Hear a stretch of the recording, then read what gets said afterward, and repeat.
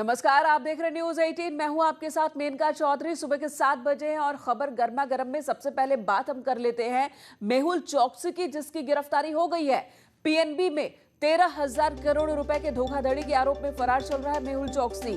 कैरेबियाई देश डोमिनिका से इसकी गिरफ्तारी हुई है। एंटीगा मीडिया के हवाले से ये खबर सामने आई है। आपको बता दें, घोटाले के सामने आने के बाद 2018 से ही मेहुल चोकसी फरार है, जिसे भारत लाने की कवायद चल रही है। सूत्रों के मुताबिक सीबीआई मेहुल चोकसी को जल्द ही भारत ला सकती है। सूत्रों के मुताबिक मेहुल चोकसी को भारत लाने के लिए सीबीआई के अधिकारी इंटरपोल के संपर्क में है और विदेश मंत्रालय के अधिकारियों से लगातार संपर्क करने की रणनीति बना रहे हैं।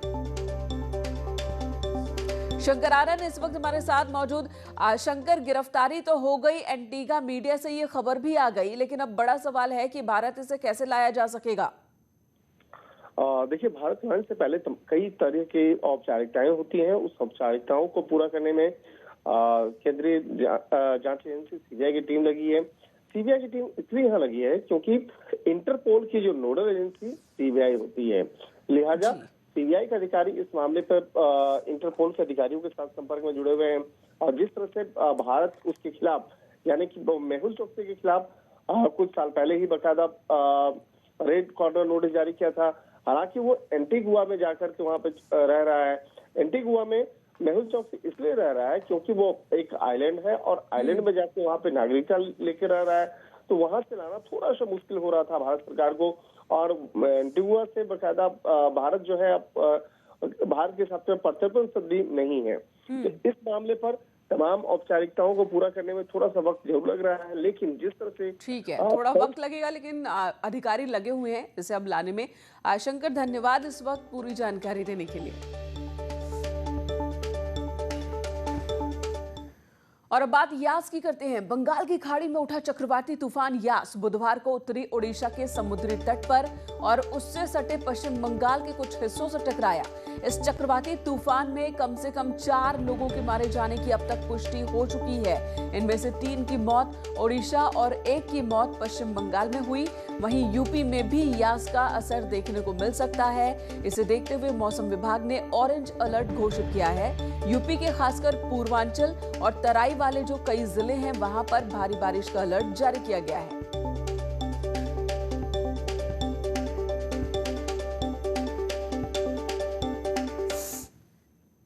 इधर नोएडा के सेक्टर 20 में विनायक अस्पताल के सामने उस वक्त हड़कंप मच गया जब एक कार में अचानक आग लग गई। कार चालक ने किसी तरीके से अपनी जान बचाई और फायर ब्रिगेड को जानकारी दी। मौके पर पहुंची दमकल ने आग पर काबू पा लिया। बताया जा रहा है कि शॉर्ट सर्किट की वजह से कार में आग लगी थी। जब तक कार पर में लगी आग पर काबू पाया जाता, कार देखिए किस तरह से जलकर पूरी तरह से राख हो चुकी है।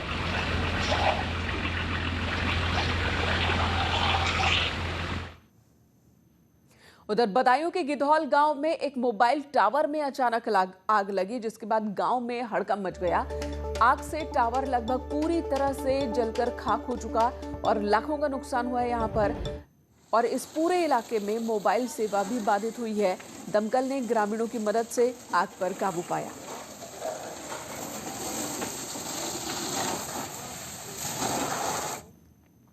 उधर अमरोहा में तेज रफ्तार बोलेरो और ट्रैक्टर ट्रॉली की टक्कर में 3 लोगों की मौत हो गई। 4 लोग गंभीर रूप से जख्मी भी हुए हैं। कार सवार लोग बारात में शामिल होने जा रहे थे। सभी बारातियों को निजी हॉस्पिटल में भर्ती कराया गया। हादसा सेदन गली के उंझारी में हुआ है।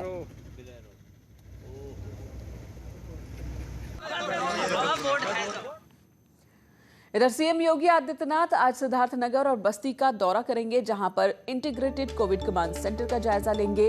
साथ ही जनप्रतिनिधियों से भी उनकी बातचीत होनी है। अधिकारियों के साथ भी समीक्षा मीटिंग है। सीएम योगी इन जिलों में एक-एक गांव का भी दौरा करेंगे और कोविड के हालात की जानकारी लेंगे। सीएम योगी आदित्यनाथ लगातार पूरे उत्तर प्रदेश में अलग अलग जिलों मंडलों का दौरा कर रहे हैं और आज भी 2 जिलों के दौरे पर रहेंगे। सीएम बस्ती भी जाएंगे और वहां पर कोविड कमांड सेंटर में जाकर के हालात का जायजा लेंगे और साथ ही जनप्रतिनिधियों से 11 बजे उनकी मीटिंग होनी है। 1:35 पर बस्ती में कोविड सेंटर में जाएंगे और वहां का दौरा करेंगे। 3:10 पर मंडल की कोविड समीक्षा मीटिंग करनी है अधिकारियों के साथ। इधर नोएडा से विधायक पंकज सिंह ने सेक्टर 12 और सेक्टर 56 के बारात घर पहुंचकर कोविड टेस्ट कैंप का निरीक्षण किया। इस दौरान उन्होंने आंगनबाड़ी कार्यकर्ताओं और आशा बहनों से भी मुलाकात की और उनसे कोरोना के हालात को लेकर चर्चा की। खासकर जो इलाके कस्बे वाले हैं, जो बस्ती इलाके हैं, वहां पर क्या स्थिति है, वैक्सीनेशन को लेकर, लोगों में जागरूकता को लेकर ये बातचीत भी उन्होंने की।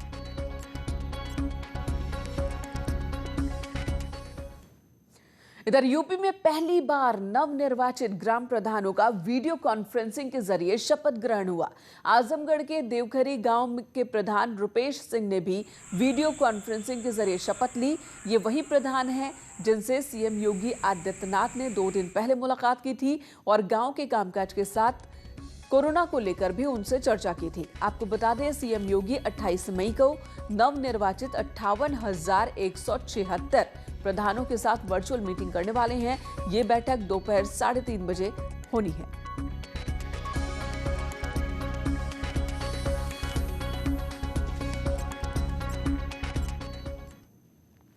और कोरोना काल में गंगा के किनारे बड़ी संख्या में शव दफनाए जाने के बाद से ही चर्चा में आए प्रयागराज के श्रृंगवेरपुर के घाट से अब प्रशासन ने घाट तक जाने वाले रास्ते में बिछाई गई लोहे की प्लेट्स हटवा दी है, जिससे वाहन या फिर पैदल आने जाने वाले लोगों को अब नई दिक्कत शुरू हो गई है। प्रशासन का दावा है कि बारिश के मौसम में हर साल ये प्लेटें हटाई जाती हैं, जबकि बारिश आने में अभी काफी वक्त है। प्रशासन की प्लेट हटाने की कार्रवाई से एक बार फिर प्रशासन, खासकर जो प्रयागराज प्रशासन है, विवादों में है। आपको बता दें, इससे पहले जो गंगा किनारे रेती में शव दफनाए जाने की तस्वीरें आई थी, तो सीएमओ ने कल एक तस्वीर भी जारी की थी जिसमें 2018 की स्थिति थी और उसमें दिखाया गया था कि 2018 में भी यहां पर गंगा की रेती में शव दफनाने की परंपरा पुरानी है। सर, ये दिक्कत साफ दिखाई दे रहा है आपको। यहाँ जो चकर प्लेट बनी थी, यहाँ तक बनी थी। मतलब जो श्रद्धालु आते थे, जो मिट्टी में आए हुए लोग थे, वो यहाँ तक पहुँच जाते थे, घाट तक। लेकिन अब इसको भी निकाला जा रहा है। ये चकर प्लेट एक नहीं 2 लाइन लगाना चाहिए था। एक आने के लिए इधर से, एक जाने के लिए उधर से, ताकि दोनों तरफ से आना जाना बना रहे। लेकिन ऐसा कुछ नहीं है। जो भी लगा था वो भी निकाला जा रहा है। अब यहाँ प्लेट पूरा यहाँ तक आने के लिए लगा था, अब प्लेट भी हटाई जा रही है। तो ये सब कैसा है, यहाँ का जो माहौल है ना, ये सब गवर्नमेंट की कमी है। और टोटल मैं तो एक ही चीज़ बोलूँगा, यहाँ के जितने नेता हैं ना, सब भ्रष्ट नेता हैं। कोरोना काल में बड़ी संख्या में शवों को दफनाए जाने को लेकर श्रृंगवेरपुर घाट चर्चा में आया। यहाँ पर बड़ी संख्या में मीडिया के लोग पहुँचे और यहाँ की हकीकत से लोगों को रूबरू कराया। इस मामले को लेकर जहाँ प्रशासन पूरी तरह से कटघरे में खड़ा हो गया, वहीं इस मामले को लेकर विपक्षी दलों ने भी सरकार पर हमला बोला और सरकार के खिलाफ कांग्रेस महासचिव प्रियंका गांधी और आम आदमी पार्टी के राज्यसभा सांसद संजय सिंह ने भी ट्वीट किया, जिसके बाद ये मामला काफ़ी दिनों से सुर्खियों में बना हुआ है। यहाँ पर श्रृंगवेर घाट पर पहुँचने के लिए यहाँ पर चकट प्लेटें बिछाई गई थी, लेकिन अब चकट प्लेटों को प्रशासन द्वारा हटाया जा रहा है। हालांकि इसके पीछे ये दलील दी जा रही है कि यहाँ पर बारिश के महीने में ये चकट प्लेटें यहाँ डूब जाएंगी, इसलिए हर साल इनको हटाया जाता है। लेकिन बड़ा सवाल यह है कि अभी बारिश आने में काफ़ी दिन है, 16 जून तक, 15 जून तक करीब मानसून आता है, लेकिन उसके पहले चकट प्लेटें हटाए जाने को लेकर सवाल खड़े हो रहे हैं। ऐसा कहा जा रहा है कि चूंकि बड़ी संख्या में यहाँ पर मीडिया के लोग पहुँच रहे थे, घाट तक वो लोग आसानी से न पहुँचे, इसको देखते हुए ये कार्रवाई यहाँ पर की जा रही है। तो कुल मिलाकर जिस तरह से पूरे इस विवाद के बाद, शवों को दफनाए जाने के बाद श्रृंगवेरपुर घाट सुर्खियों में आया था, वहीं अब चकट प्लेटों को हटाए जाने को लेकर भी प्रशासन की भूमिका सवालों के घेरे में है। आप देख सकते हैं कि जब चकट प्लेटें हटाई जा रही हैं तो जो भी वाहन है, चाहे वो 2 पहिया वाहन हो, चाहे 4 पहिया वाहन है, वो घाट तक नहीं पहुंच पाएंगे, क्योंकि यहाँ पर बड़ी मात्रा में यहाँ पर रेत होती है। तो इस तरह से यहाँ पर वाहन चल पाएंगे और घाट तक कोई नहीं पहुँच पाएगा। तो ये कह सकते हैं कि प्रशासन की जो कार्रवाई है, और इसको लेकर भी सवाल खड़े हो रहे हैं कि आखिर प्रशासन क्यों लोगों को घाटों तक पहुंचने नहीं देना चाहता और किस वजह से आखिर ये कार्रवाई की जा रही है कि चकट प्लेटें हटाई जा रही हैं। कैमरा पर्सन संजू मिश्रा के साथ सर्वेश दुबे, न्यूज़ 18 प्रयागराज। तो प्रयागराज के श्रृंगवेरपुर घाट में दफनाए गए शवों से रामनामी कपड़ा हटाने का मामला भी तूल पकड़ने लगा है और इसके बाद डीएम ने मामले की जांच के आदेश दिए। एक कमेटी बना दी है। ये कमेटी इस बात की जांच कर रही है कि कब्रों से चुनरी किसने हटाई और इसका वीडियो बनाकर किसने वायरल किया। जांच रिपोर्ट के बाद दोषी के खिलाफ कार्रवाई की बात भी कही जा रही है। हटवाया है, तो प्रशासन ने हटवाया है। इससे क्या फर्क पड़ेगा यहाँ पर? इससे फर्क ये पड़ेगा कि इस पे आने जाने से स्थिति नहीं पता लगे कितने यहाँ दफनाए गए हैं, कितने नहीं दफनाए गए हैं। तो छुपाया जा रहा है कुछ क्या? प्रशासन से छुपाया जा रहा है। कोविड महामारी के कारण लोगों की मृत्यु ज़्यादा दरें बढ़ रही हैं। नहीं, मुझे जानकारी नहीं इसके बारे में, किसने हटाया, किसकी टीम आई थी हटाई थी, मुझे जानकारी नहीं। कोरोना काल में श्रृंगवेरपुर के घाट पर शवों को दफनाए जाने का मामला लगातार तूल पकड़ रहा है। सबसे पहले न्यूज़ 18 ग्राउंड जीरो पर पहुंचा था और हमने ये दिखाया था कि बड़ी संख्या में किस तरह से कोरोना काल में यहाँ पर हज़ारों शवों को यहाँ पर मिट्टी के अंदर दबा दिया गया है। इसके पीछे ये वजह लोगों ने हमें बताई थी कि यहाँ पर कोरोना काल में मौतें ज़्यादा हुई, लकड़ियों के इंतज़ाम पर्याप्त नहीं थे और लकड़ियों की ठेकेदार ज़्यादा कीमत मांग रहे थे। जो गरीब तबके के लोग थे वो यहाँ पर जला नहीं सकते थे, इसलिए उन्होंने यहाँ पर शवों को दफन किया। हालांकि कुछ लोग ये भी बताते हैं कि यहाँ पर ये परंपरा भी है कि शवों को दफन किया जाए, लेकिन उसके पीछे जो दूसरी बात ये थी जो कही गई और जो न्यूज़ 18 ने प्रमुखता से दिखाई, वो वजह यही थी कि यहाँ पर बड़ी संख्या में यहाँ पर जो मौतें हुई थी, लोगों को शव जलाने के लिए लकड़ियाँ नहीं मिली और महंगी होने की वजह से, आर्थिक तंगी की वजह से लोग शवों को यहाँ पर दफना कर चले गए। लेकिन अब प्रशासन ने यहाँ पर देखा कि काफ़ी संख्या में यहाँ पर शवों पर से कफन हटा दिए गए हैं और इस मामले के भी तूल पकड़ने के बाद अब प्रशासन ने इस मामले में एक 2 सदस्यीय जांच कमेटी बैठाई है। एसएसपी और जिलाधिकारी ने एक कमेटी जो बनाई है 2 सदस्यीय, उसमें एसपी गंगापार धवल जायसवाल के साथ ही साथ एडीएम प्रशासन को रखा गया है। दोनों अपनी जांच पूरी करेंगे। अब बड़ा सवाल यही है कि आखिर इस चुनरी को हटाने वाला कौन है? क्या ग्रामीणों ने हटाया या खुद नगर प्रशासन ने हटाया? और आखिर क्यों ये जांच बैठाई गई है? आखिर इससे सरकार और प्रशासन क्या साबित करना चाहता है? तो ये एक गंभीर सवाल है। और ये भी कहा गया है उस आदेश में जो डीएम और एसएसपी की ओर से जारी किया गया है कि जो लोग भी दोषी होंगे, जिन्होंने शवों पर से कफन एक तरह से चुनरियाँ हटाई हैं, रामनामी दुपट्टे हटाए हैं, उनके खिलाफ जो वैधानिक कार्रवाई है वो भी की जाएगी। तो अब देखना ये होगा कि ये 2 सदस्यीय जांच कमेटी जो है वो क्या जांच करती है, उसकी क्या फाइंडिंग आती है और उसके बाद कौन दोषी पाया जाता है और किसके खिलाफ कार्रवाई होती है। कैमरा पर्सन संजू मिश्रा के साथ सर्वेश दुबे, न्यूज़ 18 प्रयागराज।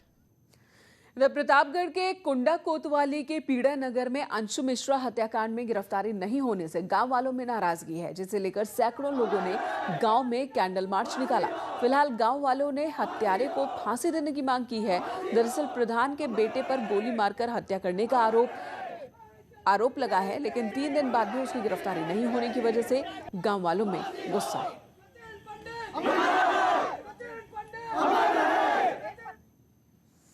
हालांकि यहाँ पर सोशल डिस्टेंसिंग नजर नहीं आ रही है। इधर नोएडा पुलिस ने शराब तस्करी के आरोप में एक महिला तस्कर समेत 3 लोगों को गिरफ्तार किया है। आरोपी महिला दिल्ली की एक नामी कंपनी में काम करती थी, लेकिन लॉकडाउन के दौरान उसकी नौकरी चली गई, जिसके बाद उसने शराब की तस्करी से रुपए कमाने शुरू कर दिए। आरोपियों के पास से 3 बैग में 120 शराब के पौवे और एक कार बरामद की गई।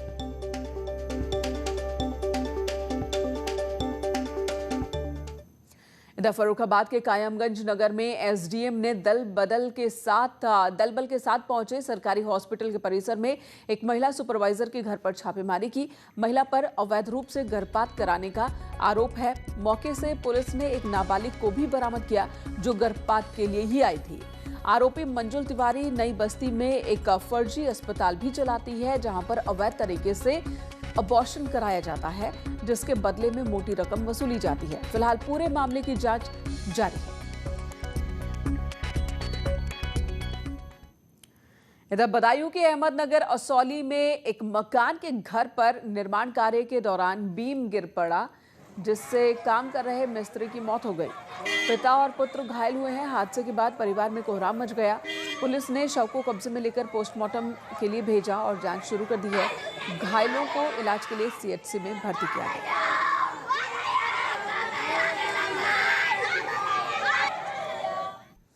नोएडा के सेक्टर 128 में असगरपुर गांव में अचानक गोली चली है, जिसमें एक युवक घायल हो गया। बताया जा रहा कि विवाद पैसे के लेन देन को लेकर था, जिसके बाद एक पक्ष ने गोली चलाई, जिसमें एक युवक के पैर में गोली लगी और वो घायल हो गया।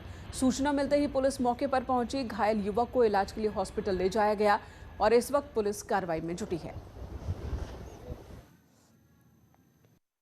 थाना एक्सप्रेसवे का गांव एक असगरपुर है। यहाँ पे एक महेश नामक युवक के पैर में गोली लगने की सूचना प्राप्त हुई थी। तत्काल मौके पर पुलिस पहुंची, वहाँ छानबीन की गई। पता चला कि महेश के अपने सगे संबंधी उनके घर आए थे, जो थाना दादरी के रहने वाले हैं और उन लोगों के बीच में कुछ पैसे का विवाद था। उस विवाद के बातचीत के क्रम में जो उनके रिलेटिव थे उन्होंने गोली चला दी जो उनके पैर में लगी है। उधर मुरादाबाद के ईसापुर गांव में चुनावी रंजिश में दो गुटों में जमकर पथराव और फायरिंग की स्थिति बन गई, जिसमें 1 दर्जन लोग घायल हुए। 3 की हालत बेहद गंभीर बताई जा रही है। पुलिस के मुताबिक प्रधानी के चुनाव को लेकर पूर्व प्रधान और वर्तमान प्रधान के गुटों के बीच विवाद हुआ। हालांकि पुलिस ने फायरिंग और पथराव से इनकार किया है, लेकिन घटनास्थल की तस्वीरें आप देख रहे हैं, जहां पर कारतूस के खोखे पत्थर हालात को खुद ब खुद बयां कर रहे हैं। कल दिनांक 25/5/2021 को ग्राम ईसापुर में 2 पक्षों जीते हुए ग्राम प्रधान व हारे हुए ग्राम प्रधान के मध्य किसी बात को लेकर के विवाद हुआ, जिस संबंध में पीड़ित पक्ष के द्वारा दी गई तहरीर के आधार पर अभियोग पंजीकृत किया गया है। इस संबंध में पुलिस के द्वारा आवश्यक वैधानिक कार्रवाई की जा रही है। उधर फर्रुखाबाद में डकैती की योजना बनाते हुए 8 डकैतों को एसओजी और पुलिस की टीम ने दबोच लिया। आरोपी एक बंद कोल्ड स्टोरेज में छिपकर डकैती की योजना बना रहे थे। तभी मुखबिर की सूचना पर पुलिस उन्हें गिरफ्तार करने पहुंची और पुलिस को कामयाबी मिली। बदमाशों के पास से अवैध हथियार भी बरामद किए गए हैं। सभी आरोपियों को जेल भेज दिया गया है। पुलिस ने मामले की जांच शुरू कर दी। थाना मऊदरवाजा और एसओजी टीम के द्वारा अर्रा पहाड़पुर जो गांव है उसके पास में एक पुराना कोल्ड स्टोरेज है, वहां से अर्ली मॉर्निंग में मुखबिर की सूचना के आधार पर 8 लोगों को गिरफ्तार किया गया है, जो कि डकैती की योजना बना रहे थे।